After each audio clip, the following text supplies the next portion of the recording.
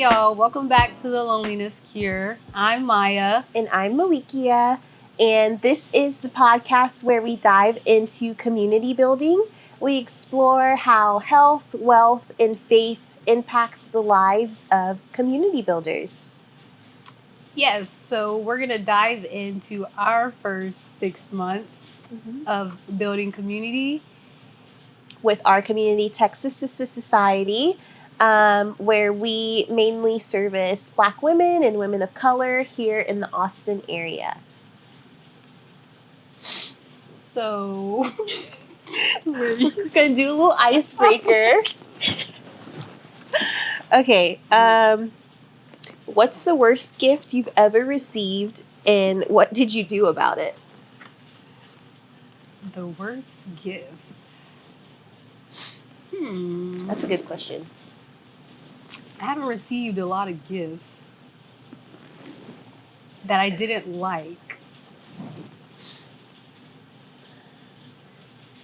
I don't think I have one. Yeah, I think everything I've gotten, I've wanted.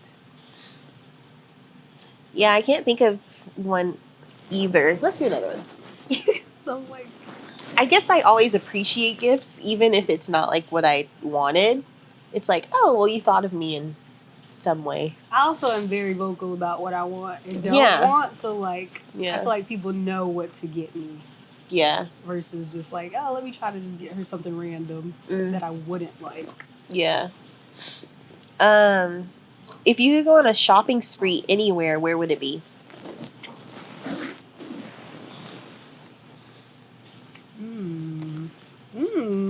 So many options. I know. I'm like, it gotta be one place.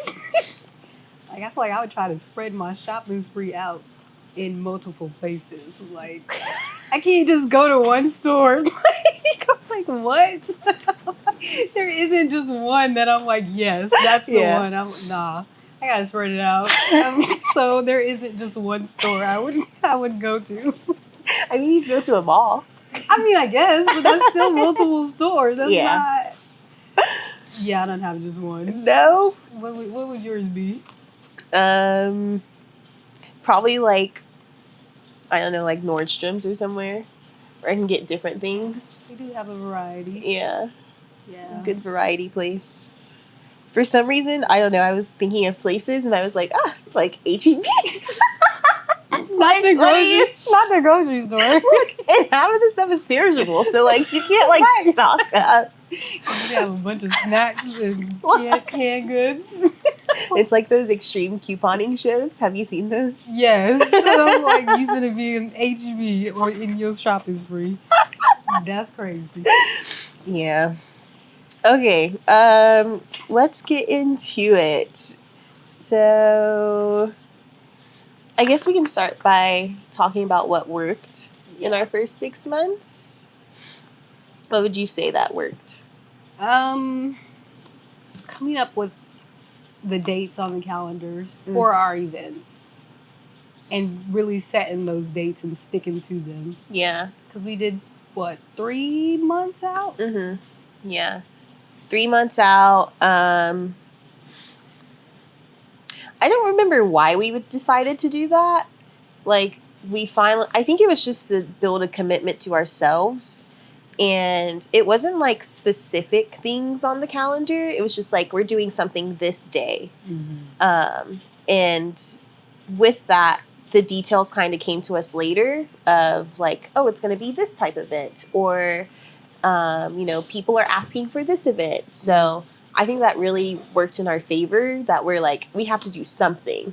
Yeah, on that day. Like, there was no, well, let's just push it back and move it around. Because I think we had been kind of doing that. And then it was like, no, like, we have to stick to these days. Yeah. And yeah, the details just came later. Yeah. Yeah, and honestly, that's how we got our, so our first idea, I guess, was coffee and DJ. And part of the equation was, where are we going to have this at?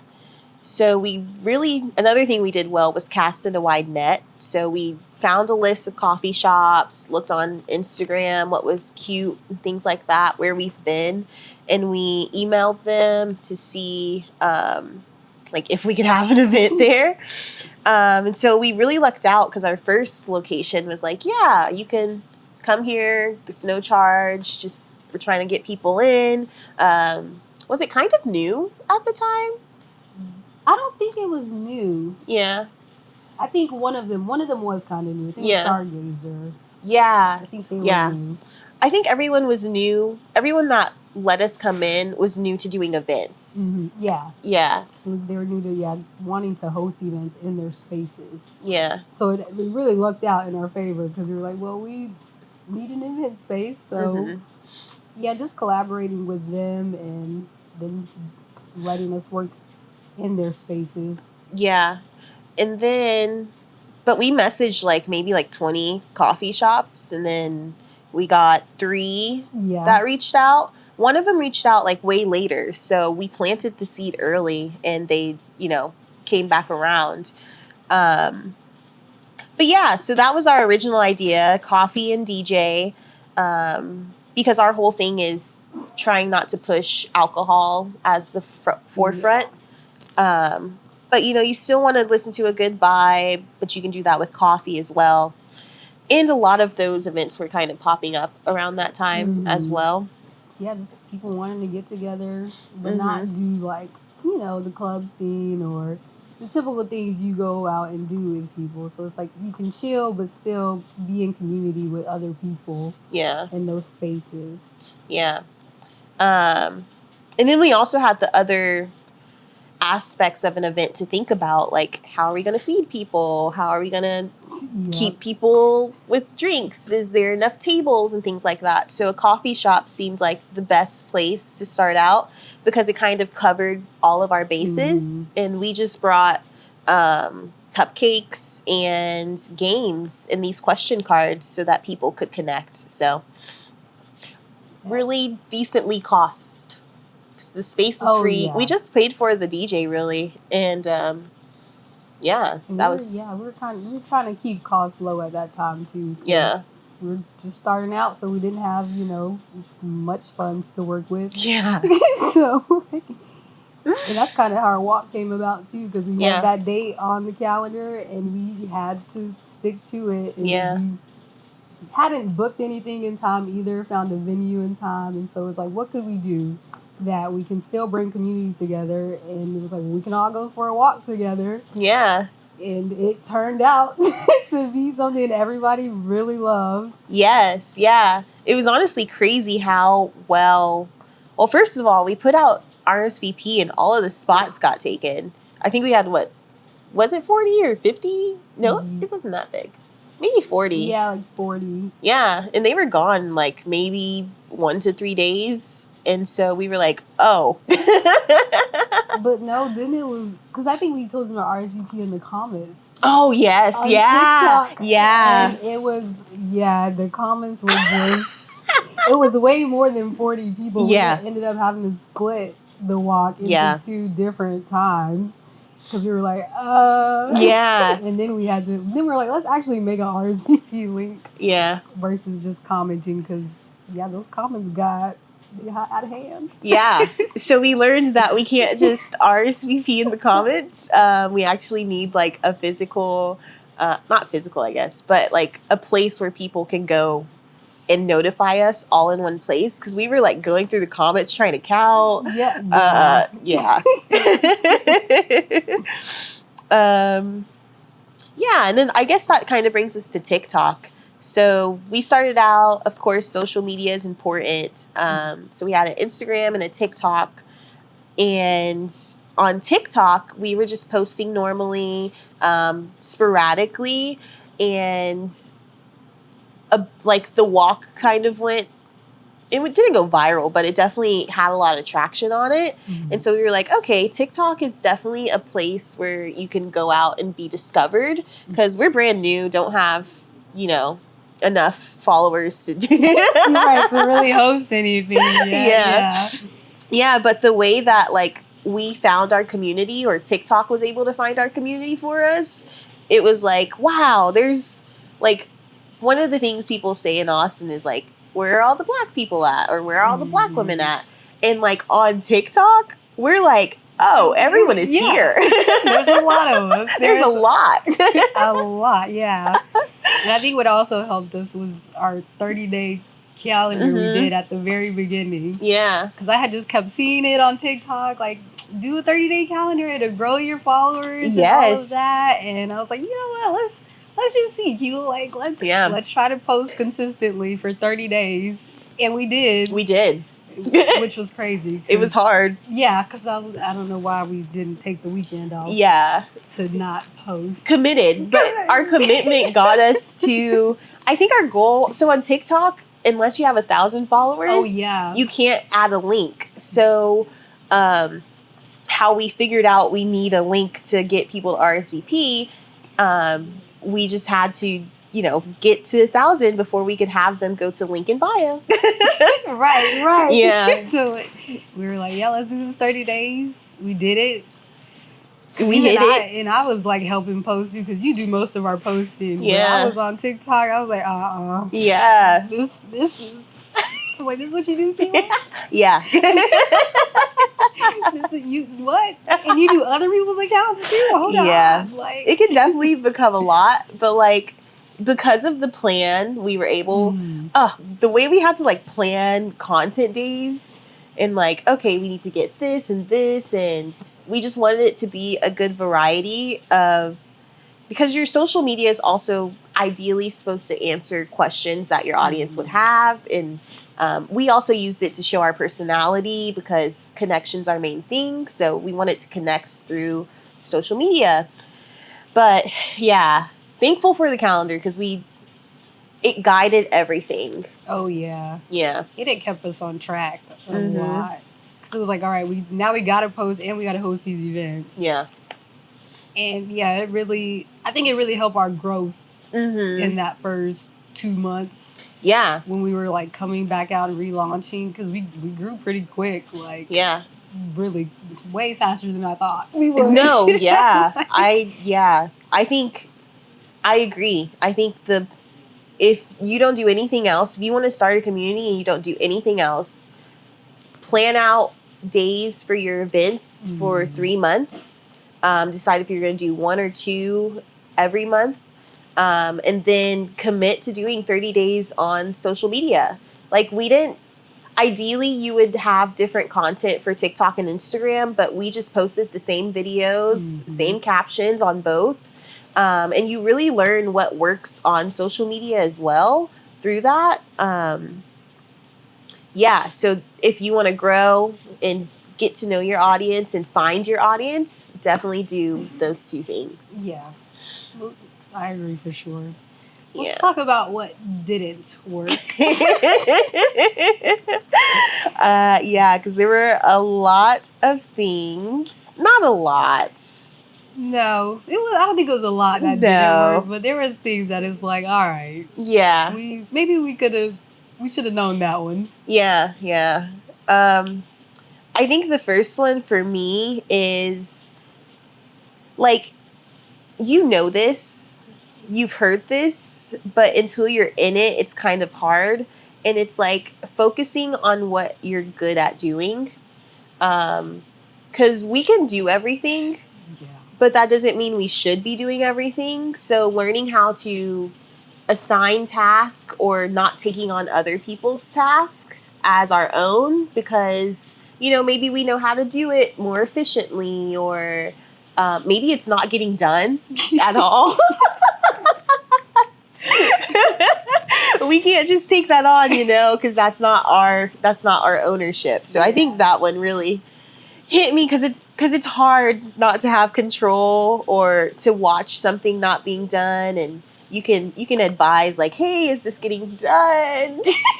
Yeah. And they're like, or even like, because we're really good at figuring out how to do stuff too. So like, even just not taking on, figuring out other people's stuff while we were still trying to figure out our own stuff. Yes. While we were trying to build our own community and still learning the ropes of doing that. I think it just put a lot of pressure on us also trying to help other people figure out their stuff Yeah. and like their, events and stuff. And so it was definitely a lot. Yeah. And Yeah. we could have did without it. We didn't have to take on all of We that didn't. stuff. We didn't have to say yes. We could Yeah. have. I was like, no. Yeah, and yeah, we didn't have to say yes. It was, and you know what? We thought about it too because we had our calendar. This is probably like month 3 that we're in when we were approached with like an outside opportunity from our community. And we already had like other requests coming in for like do an event here or in our own events plan. And it was just a crazy like next couple of months already. But the opportunity came and it was really like, if no one else helps, like who's going to help? True. And I think we took that on a little too much, but we're also not going to let someone fail, if we could help. So, yeah, that was a tricky time. It worked out, but... It did. It did work out, but boy, were we stressed. Yeah. Yep. Yeah. And we knew we were going to be stressed. That's the problem. No, yeah. That was the problem. We already knew when we said yes. And so that's why we're the problem, because we already knew we were like, this is going to be too much. But you know what? We can't just not do it. Yeah. Yeah, and that kind of taught us the value of our time, and that we need to charge for our time, because before we relaunched and we were helping other people with their events, like we didn't get paid for that. No, we didn't. Which was fine. I mean, it wasn't fine, but it was fine. we did say we would like help for free. Yeah. So it technically was fine. It was fine. Like we were learning, we were, and we didn't feel confident enough to charge. Yeah. We could have, but we were still getting our own bearings. So, we were like, okay, if we're going to take this on, we need to charge. Right. And honestly, we kind of charged it like a little higher than we thought. It was not that it was worth, but like a price that we thought they would say no to. And they said yes. So then it was like extra stress of like, well, and so let your no be no. Let your no be no.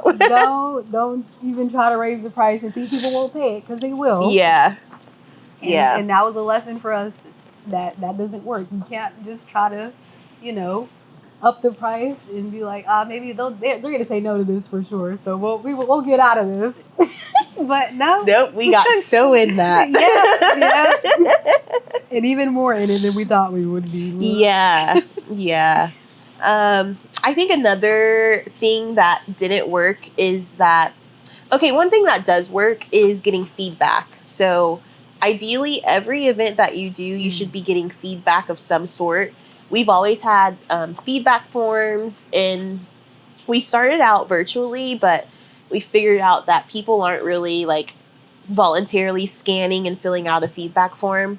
So then we went to like physical forms, and we had pretty much 100% fill out rate for that. Yeah. But what didn't work is that we would listen to every piece of feedback. Even, I think at the time we did have like our mission and values, which you should have to like guide your way. But if the feedback doesn't align with the overall goal, then I don't think you should listen to it. Yeah. Or if it's going to stress you out more, because some of the feedback caused us to be spread a little thin. Yeah. More than we should have been. Yeah, we were taking on more than we should have been. And then kind of, trying to change what we had already planned out. Yeah. That didn't necessarily need to be changed. Mm-hmm. But it was like, wanting to, listen to the community. Yeah. And you bring what they wanted. But it also wasn't kind of what we had already planned. Yeah. The vision we had for the community. So I think it is good to take some feedback, like, like with our walk and, they wanted snacks. Yeah. And so, yeah, that's like nothing crazy. Like, yeah, we'll get snacks. Mhm. We didn't know people walked and ate Yeah, snacks. Like, yeah. but there is those things that's like moving dates around, because we started to move dates around trying to accommodate everybody. But it's Yeah. like we can only move dates around so many times, and we only have so many dates available Yeah. with everything else that we're already doing. Mhm. So I think that kind of was the feedback. We shouldn't have took too much, and Yeah. so I think it is good. But like you said, don't take all of it and just stress ourselves out Yeah. trying to accommodate everybody, Mhm. because you're not gonna please everybody.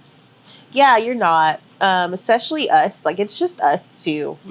And I don't think that really comes across ever. Clearly, at least. Like, not on social media, not at our events. Like, it's really just No, us. yeah. And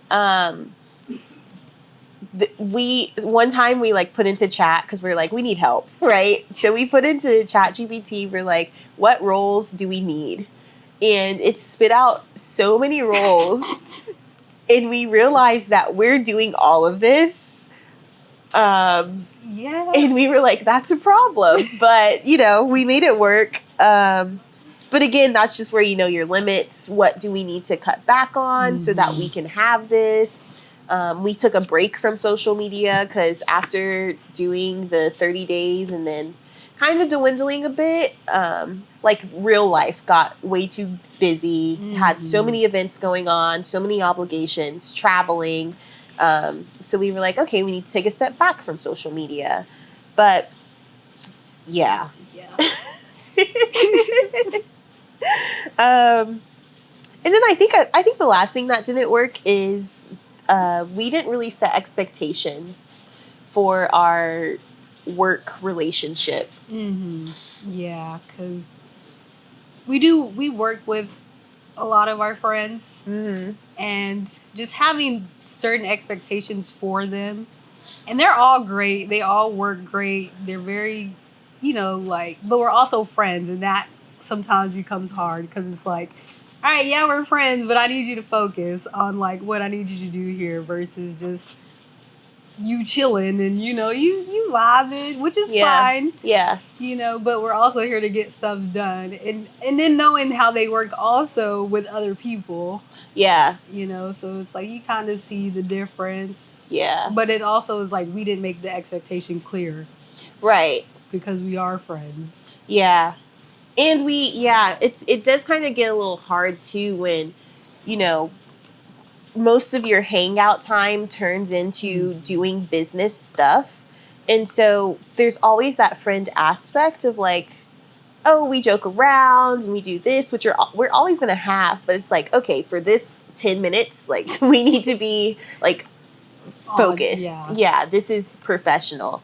And yeah, it was a little hard to like understand how some of our friends work with like clients versus us. Because it's like, well, we're trying to be a client, but definitely a learning lesson. I have a question for you. What was your favorite community moment in our first 6 months?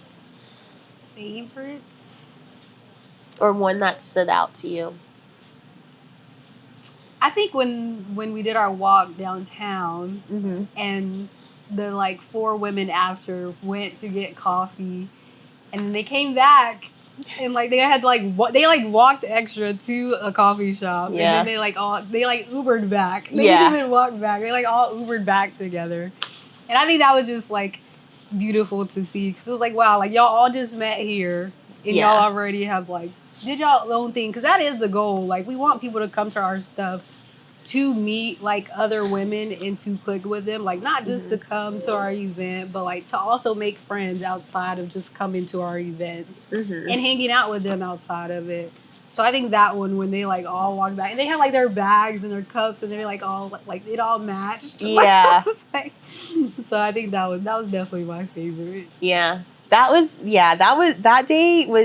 day blew my mind, because me and Maya have this thing of like, we like catch up like outside of our cars. Like Literally. we'll leave a place and we'll be outside. We'll like, okay, we're leaving. And we'll stand outside by our cars talking for literally hours sometimes. Literally. And so this was one of the days where we finished our walk and we were just talking, you know, and we're probably there for like an hour, hour and a half. And we see these women coming back and we're like, where did y'all go? And yeah, they had their bags and they literally just met that morning. So that blew my mind that we're actually doing what we set out to do and people are receiving this in a way that is obviously needed. So that was my favorite one too. Yeah. Easily. Well, I have a question for you then. Okay. Now, Okay. while building this community this last 6 months, did any of your like relationships stretch you? Oh. Like outside of the community? Man. Or how did they change? I wouldn't say they changed too much. I am blessed enough to have people that are really supportive of me. And so people showed up. That wasn't the problem. I think me trying to explain what we were doing and having them alter their minds of like, oh, this is something that can be done. I think that was the most relationship. Yeah, I agree. Mhm. Just trying to get people to understand, like, no, like, we're really, like, this is also a business. Like, Yeah. we're really trying to also walk in our purpose and help other people. And yeah, it's tricky for, you know, the people around you sometimes because they don't understand it. Yeah. Yeah, so. Yeah. And we're often working, like, we work together for hours at a time, and other people don't see the hours that go in. And we also don't have the answers of how this is going to work. Right. So it's kind of really hard to explain to other people how. Or even, like, what our work is, because it's like, oh, I got to go to a venue today to see this venue. Yeah. And it's like, what? And I'm like, what do you mean, what? Like, or even like, oh, we're going to go work at a coffee shop. You're going to sit at a coffee shop for 4 hours and work? Yes. Yes. Like, that's like, we have stuff to do on the computer for 4 hours straight. Like, Yeah. it's not just, we're here lollygagging. Like, Right. And just trying to get people to understand that. So I think that was good. Right now we're going to talk about how we felt the last 6 months. Yeah. I know something that really, that we've talked about before is our crying. Yep. How you were crying more. Yeah. Oh, yeah. And I couldn't cry. Yeah, so how was your crying? I think I just cry because that's just a way for me to release my emotions. Yeah. Like, that's just how I just let it all out. I'm just like, I'm going to cry about it and then keep it moving. Yeah. You know, so I think it was like the peak. There was also a lot going on behind the scenes of in my personal life. Yeah. As we're rebuilding this, so yeah, definitely cried a lot. Yeah. But the cries are worth it because look where we're at right now. So it wasn't for nothing, you know. Yeah. Because I feel like those cries are worse when it's like, all right, I'm crying and nothing's happening. Oh yeah, so, I can see that. Now, how was your not being able to cry? Because I'm like, I can't relate. Yeah. Well, working on it. But I think my life is just so like go and back to back, and I have to be so many different roles that it's like, okay, we're going to the next. Like I just have to switch. So I guess I'm really good at compartmentalizing things. But that affects my emotions and my ability to like truly feel them in the moment. That sounds so bad, but working on it. But when I do cry, like it's a big cry. I don't often have the space by myself in the time to like fully indulge in a cry. So when it does happen, it's big, but in between time, like, no, I just keep moving. So, and that was really busy time. Oh yeah, yeah. That's why I'm like, mine isn't like full on like, oh, I'm just give me like 10 minutes to cry. Like, no, it's like quick. Like we're on the road and gotta go. No. I cry in my car. Yeah, like right. I have to put on the right songs to cry, and I just like bawl, and then I switch to happy songs. So it's a whole thing. It's a whole ritual. No, yeah, mine is just like get it out. All right, what's next? What do I need to do that? What do I need to do today? Now that we got that out the way. Yeah. That's a good quality. I'm working on that. No, yeah. So I'm gonna ask a question. Okay. Got a question for you. Yes. How do you make decisions when faith says move, but finances says wait? Oh.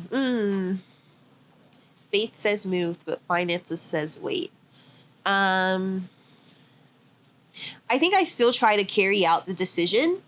Like, even if that's like, oftentimes when finances is in the way, I don't know what it costs at all. So like, I might start looking into like researching the cost of things or like getting quotes and just kind of putting that number in my mind of like, okay, this is the goal we need to reach. So it's like still putting action behind the faith, even though I can't take action right there. Because and we've talked about this, like even with like getting events sponsored in some way, they need to know our budget or like what we're trying to do, right? So we need those answers of like, this is how much it's going to cost, or this is our idea, just so, someone else could cover it financially, but you have to have that information for them. Yeah.